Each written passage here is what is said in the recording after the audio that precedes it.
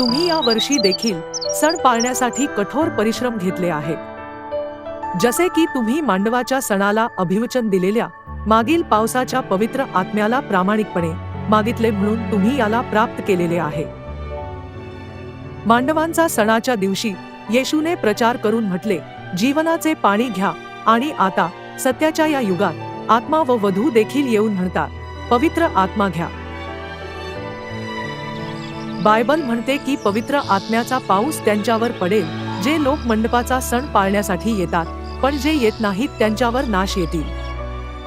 नाशापासून वाचण्यासाठी आणि स्वर्गाच्या राज्यात प्रवेश करण्यासाठी आपण सर्वांनी मांडवाचा सण पाळला पाहिजे। आपण किती आनंदी आहोत की आपण हे मौल्यवान सत्य ऐकले, याची जाणीव केली आणि याचे पालन केले, म्हणजे आपण सार्वकालिक जीवन प्राप्त करू शकू आणि स्वर्गाच्या राज्यात प्रवेश करू शकू। मात्र पुष्कळ लोकांना याबद्दल माहीत नाही, म्हणून ते याला पाळू शकत नाहीत। आपण याला आपल्यापुरते नाही ठेवले पाहिजे, पण त्या लोकांपर्यंत सत्याचा प्रसार केला पाहिजे जे परमेश्वराला ना ओळखता मरत आहेत, आणि त्यांना आग्रह केला पाहिजे की त्यांनी येऊन मांडवाचा सण पाळावा। जसे की आपण पवित्र आत्मा प्राप्त केला आहे, म्हणून आपण पवित्र आत्म्याची चळवळ पूर्ण केली पाहिजे। या युगामध्ये पुष्कळ लोक जीवनाच्या पाण्याला शोधत आहेत। शेवटल्या दिवसांबद्दल भविष्यवाणी केलेली आहे, मी देशावर दुष्काळ आणीन। तो दुष्काळ पाण्याचा नव्हे, अन्नाचा किंवा पाण्याचा नव्हे, तर तो परमेश्वराची वचने ऐकण्यासंबंधीचा होईल। अशा प्रकारे लोकांना प्रश्न पडतो, आपण नाशातून वाचण्यासाठी कोठे गेले पाहिजे? आपण सर्वकाळ जगण्यासाठी कोठे गेले पाहिजे? आपण आनंदाने कोठे जगू शकतो? ते असे ठिकाण शोधण्याचा प्रयत्न करतात, पण ते त्याला शोधू शकत नाहीत। या आपण त्यांच्यासोबत जीवनाचे पाणी सामायिक करूया। आपण आत्मविश्वासाने असा प्रचार केला पाहिजे की नाशापासून वाचण्याचे, सार्वकालिक जीवन प्राप्त करण्याचे आणि आनंदी स्वर्गाच्या राज्यामध्ये प्रवेश करण्याचे आशीर्वाद फक्त सियोनमध्ये आहेत। येशूने पेत्राला शेवटच्या 3 विनंत्या केल्या। त्यांनी म्हटले, माझ्यावर प्रीती करतोस काय? मग माझी मेंढरे चार। या वचनाचा अर्थ असा होत नाही का, जर तुम्ही माझ्यावर प्रीती करता, तर जसे मी ह्या पृथ्वीवर हरवलेल्यांना शोधण्यासाठी आलो आहे, तसेच आपल्या हरवलेल्या भावांना शोधा। या युगामध्ये ख्रिस्त अन्सांगहोंग यांनी हीच विनंती केली आहे।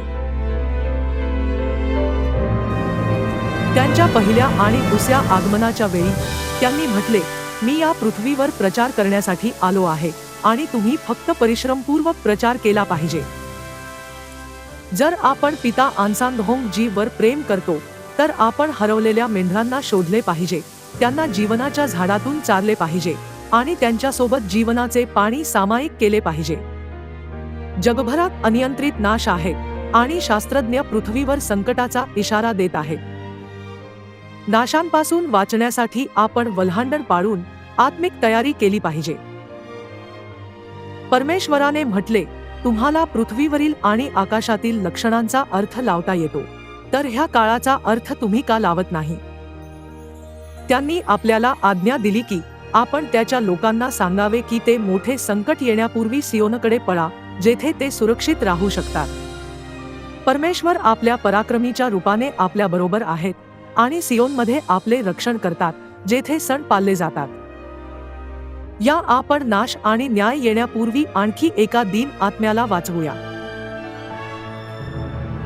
शोमरोनी स्त्रीने येशूला ओळखले आणि प्रचार केला, चला तोच ख्रिस्त असेल काय, असे करून तिने अनेकांना वाचवले। या आपण देखील असा प्रचार करूया, ख्रिस्त अन्सांगहोंग यांना भेटण्यासाठी सियोनमध्ये या, ज्यांनी आपल्यासाठी जीवनाचे झाड आणले आहे।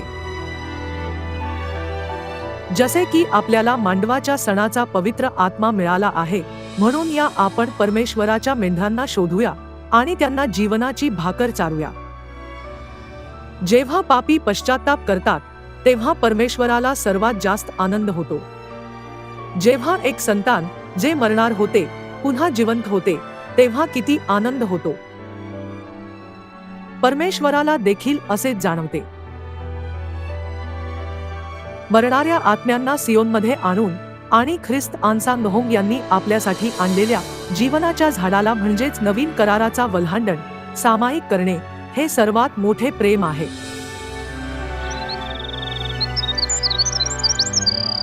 मला आशा आहे की तुम्ही सियोनची अशी संतान व्हाल जे सर्वात मोठे प्रेम सामायिक करून स्वर्गीय पिता आन्सांगहोंग यांना प्रसन्न करते, म्हणजे जेव्हा तुम्ही स्वर्गाच्या राज्यात प्रवेश कराल तेव्हा त्यांच्याकडून प्रशंसा प्राप्त करू शकाल.